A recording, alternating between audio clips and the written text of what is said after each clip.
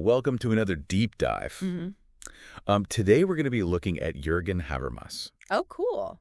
and specifically some excerpts from a Spanish language book Okay. that unpack some of his ideas. Mm-hmm. Um, and this is really interesting stuff Yeah. because it's not just like philosophy, in the abstract. Yeah. It's really about power and communication Right. and even how we shape the future. Yeah, I think what's so interesting about Habermas is that he doesn't just critique society. Right. I mean, a lot of thinkers do that, but he really focuses on solutions. Yeah. So trying to figure out how we can make things better. And I think a good place to start is with his background. Okay. So he was born in 1929 in Germany, Okay. which means he actually lived through Nazi Germany. Wow. And witnessed, firsthand the collapse of democracy and the horrors of that regime. Right. And so this experience really shaped his thinking. I can imagine. Yeah, and his belief in the power of reason and reasoned debate to create positive change. That makes sense. So it's like having seen the worst of humanity, he really dedicated himself to figuring out how to bring out the best. Exactly. But where did these grand ideas of democracy actually play out? Right. Is it just about, voting every few years? Well, that's where the concept of the public sphere comes in, Okay. which is really central to Habermas's work. Okay. And to kind of get a picture of this, imagine those 18th century salons in Paris, Okay. where you had people from all walks of life gathering to debate politics and culture and philosophy. Oh, interesting. This is the public sphere in action. So it's like this space for open, critical discourse Right. that ideally, holds power accountable. Yeah, exactly. But is this just a historical idea, or is it relevant to us today? Yeah. I mean, we don't have many salons happening these days. Right. That's a great question. And it's one that Habermas himself wrestled with. He loved this historical ideal of the public sphere, but he also saw how things got really messy in the 20th century. Okay. So you have the rise of mass media and propaganda and slick marketing campaigns. All these forces start to drown out reasoned debate. It's like instead of engaging in thoughtful conversations, Yeah. we're just constantly bombarded with messages that are designed to manipulate us, Exactly. to manipulate our emotions and our behaviors. Yeah, does that sound familiar? Oh, yeah. And this shift really worried Habermas. Okay. He argued that without a vibrant public sphere, Mm. democracy is in danger of becoming kind of a hollow shell, Right. like all form and no substance. Wow. Okay, so we've identified the problem, a decline in reasoned debate, and this rise in manipulation.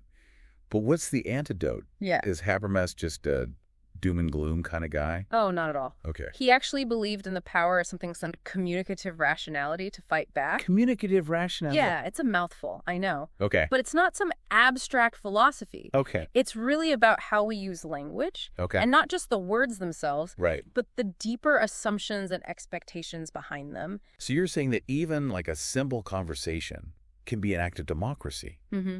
That how we communicate, how we listen, how we argue, all of that contributes to the health of our society. Exactly. It's a really powerful idea. Yeah, I think so too. So every time we speak, Yeah, we're making these claims about truth and rightness and sincerity. right. And if these claims can be challenged and defended through open, honest discussion, Mm-hmm.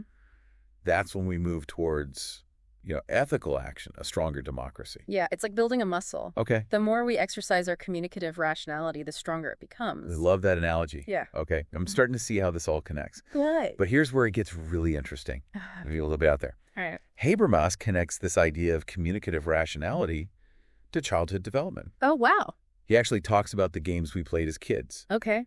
and how those seemingly simple interactions teach us about social rules and ethical behavior. Yeah, that's fascinating. Yeah, it is fascinating. And it kind of makes you rethink everything you thought you knew about childhood. Right. Right? So Habermas argues that these, like the play and the game stages of childhood Mm-hmm. are really crucial for developing our ability to understand others and to internalize those social norms. So those childhood games aren't just about having fun. Right. They're actually laying the foundation for us to become like ethical, engaged citizens. Exactly. It's like learning democracy starts on the playground. I love that. All right. But there's a catch, isn't there? Well, there's always a catch, right? Yeah. I mean, if we're all learning these skills, like, why does it feel like reasoned debate is losing ground in our society? Right. Like, why are things so polarized, so driven by emotion rather than logic? That's a great point. It's like we're all playing different games with different rules. Mm-hmm. And sometimes it feels like there's no referee to call foul. Yeah. And Habermas was very aware of this tension. Right. He wasn't naive. He recognized that there are powerful forces working against this kind of open dialogue Right. that he championed. Okay, so what are these forces? What are we up against here? Well, he called them the system. The system. And it's kind of a broad term. Yeah. But think about things like big corporations and bureaucracies. Okay. Anything that's really focused on efficiency control and profit, Right. often at the expense of ethical considerations. Okay, so the system is like the antagonist in this story. Yeah, you could say that. It's the force that's trying to shut down the public sphere Right. and keep us all in line. Keep us consuming. Yeah, but how does it actually work? Is it like some shadowy cabal controlling our thoughts, or is it more subtle than that? Well, it's definitely more subtle. Okay. Think about it this way.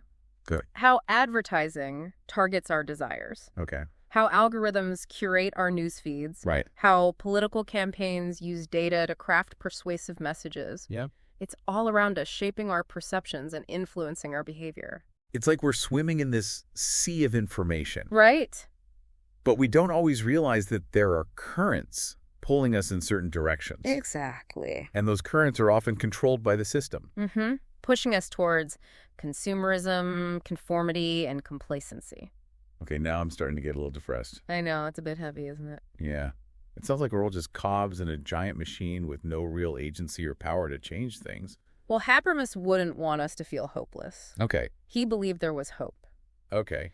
And he saw communicative rationality as the key to unlocking the cage. So how do we tap into that? How do we actually use communicative rationality to resist the system? Well, it starts with awareness. No. Recognizing how the system operates is the first step towards resisting its influence. Right. So like instead of just scrolling through our feeds mindlessly, Exactly. we need to stop and actually think critically about what we're seeing and hearing. Right. Question those assumptions. But it's not enough to just be critical in our own heads, right? Yeah. We need to actually talk to each other, Right. share our perspectives, and challenge each other's assumptions. That's where the real work begins. But that's not always easy, is it? Not always. I mean, look at how polarized our society has become. Yeah, it's tough. It seems like everyone's just shouting at each other from their own little echo chambers. Yeah. That was a big concern for Habermas, the fragmentation of the public sphere. Right. So instead of having the shared space for reasoned debate, we've retreated into these like ideological camps where we're only exposed to information that confirms our existing beliefs. So how do we bridge those divides? Right. How do we create spaces where people with different viewpoints can actually come together and engage in meaningful dialogue? That's the million-dollar question, isn't So it? it feels like a daunting task. It is. It's not easy, but it's essential. Okay. Habermas believed that a healthy democracy requires citizens who are willing to listen to each other, Okay. even when it's uncomfortable, Right. and to engage in reasoned debate, even when they disagree. So it's not about finding easy answers or reaching consensus. No, not necessarily. It's more about the process of communication itself, Exactly. of working through our differences and arriving at a shared understanding of the challenges we face. Yeah, and hopefully finding some common ground. Okay, so it's not about agreeing on everything. Right. It's about agreeing to disagree. But in a way that's respectful and productive, Right. recognizing that we all have a stake in shaping the future. Even if we have different visions of what that future should look like. Exactly. But how do we actually put this into practice? It's easy to talk about the importance of dialogue, Right. but actually creating those spaces for meaningful conversation can be tricky. You're right. It takes effort, Okay. both at the individual and societal level. Okay, so what can we do? Well, we need to cultivate this culture of listening, Okay. where we're open to hearing different perspectives, even those we might disagree with. So challenging our own biases, stepping outside our comfort zones, Yep. and engaging in conversations with people who have different experiences and viewpoints. Right. And it's not just about individual effort. Right. We also need to create systems and structures that support this kind of open dialogue. So what does that look like? Well, it means supporting institutions that foster critical thinking and reasoned debate, Okay. like schools and universities, libraries, community centers. Mm-hmm. It means demanding more from our media, Okay. holding them accountable for providing balanced and accurate information. And pushing back against the forces of the system Exactly. that try to shut down dissenting voices Right. and limit our access to diverse perspectives. You got it. Okay, so creating a more democratic society requires us to be more democratic in all aspects of our lives, in our personal relationships, in our communities, and in the institutions that shape our world. I think that's a great way to put it. But it also requires us to be vigilant, Yes. to constantly challenge the forces that try to undermine those democratic values. But speaking of vigilance, let's shift our focus now to how these ideas play out in our everyday lives. Okay. Starting with something that might surprise you. All right. I'm intrigued. The connection between childhood games and our capacity for ethical behavior. Okay, so we've been talking about these big ideas like democracy and the public sphere and communicative rationality. Oh, yeah? But now let's zoom in on something that seems kind of mundane. All right. Childhood games. All right. It sounds a little strange, I know. Yeah. But Habermas actually argues that these early experiences actually shape our capacity for ethical behavior as adults. Interesting. So what do you think about that? Well, it might seem like a stretch at first, but when you think about it, when you're a kid playing a game, you're learning to follow rules, right? To negotiate with others, to understand that your actions have consequences. Okay, I see where you're going with this. Yeah. It's like those simple games are actually teaching us about fairness and cooperation. Exactly. And even how to deal with conflict. Right. But how does this connect to Habermas's broader ideas about democracy and the public sphere? Well, he was really inspired by the work of George Herbert Mead, who argued that our sense of self develops through social interaction. Right. And Mead identified these two key stages of development that we touched on earlier. Yeah. Play and game. Exactly. So the play stage where kids try out different roles, and then the game stage where they start to learn to follow rules and see things from multiple perspectives. Right. And Habermas took these ideas and kind of ran with them. Okay. But I'm still not quite grasping how this all fits together. Sure. So think of it this way. Yeah. Those early experiences of play and game are like building blocks for becoming ethical citizens. Okay. We learn that there are these rules that govern our interactions. Right. That we need to consider the perspectives of others. Yeah. And that working together can actually help us achieve common goals. It's not just about following the rules blindly. It's about understanding why those rules exist. Exactly. How they benefit the group, and even how they might be changed or improved. Right. It's like those childhood games are kind of a microcosm of the public sphere. Oh, I like that. Right. Yeah. So it's a space where we learn to negotiate and compromise and work together for a common good. Exactly. And Mead actually introduced this fascinating concept called the generalized other. Okay, hold on. Generalized other. Yeah. That sounds like something out of a sci-fi novel. It does sound a little intimidating. Yeah. But it's actually simpler than it sounds. Okay. So the generalized other basically represents the internalized attitudes and expectations of the larger community. Okay, so it's like that little voice in your head. Exactly. That says, this is how we do things around here. Right. Or this is what's considered right or wrong in our society. So it's not just about pleasing my parents or following the rules of a specific game. Right. It's about understanding those broader social norms and values that shape our behavior. Yeah. It's like internalizing the unwritten rules of the game of life. I love that. Yeah. And so Habermas argued that this ability to internalize the generalized other is actually crucial for ethical action. Because when we understand and respect those shared values, Yeah. we're more likely to act in ways that benefit not just ourselves, Right. but the community as a whole. So those childhood games, even the ones that seemed silly or pointless at the time, Right. were actually training us to become responsible, engaged citizens. Exactly. It's like we were practicing democracy without even realizing it. That's a great way to put it. Okay, so this brings us back to the importance of creating these spaces, both in childhood and throughout our lives, Yeah. where open dialogue and critical thinking and this sense of shared responsibility can flourish. Right. Spaces where those communicative rationality muscles can really get a good workout. Yeah, exactly. From the playground to the political arena. I love that. But how do we actually do that? I mean, the world feels pretty overwhelming right now. Yeah, it's true. With all the polarization and misinformation and all the competing agendas.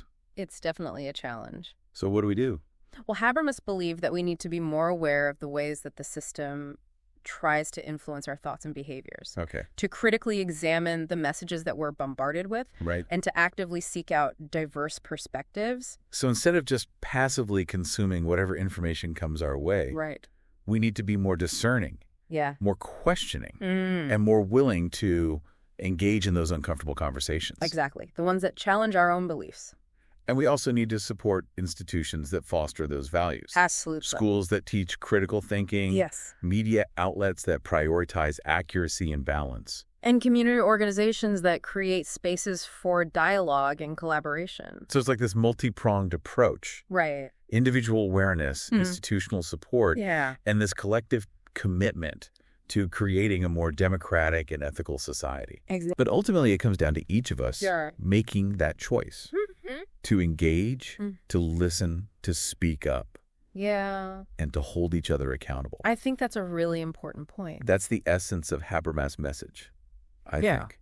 That a better world is possible, but it requires our active participation. It's not going to happen on its own. Exactly. It's something that we need to create together. Right. Through dialogue, deliberation, and this shared commitment to the common good.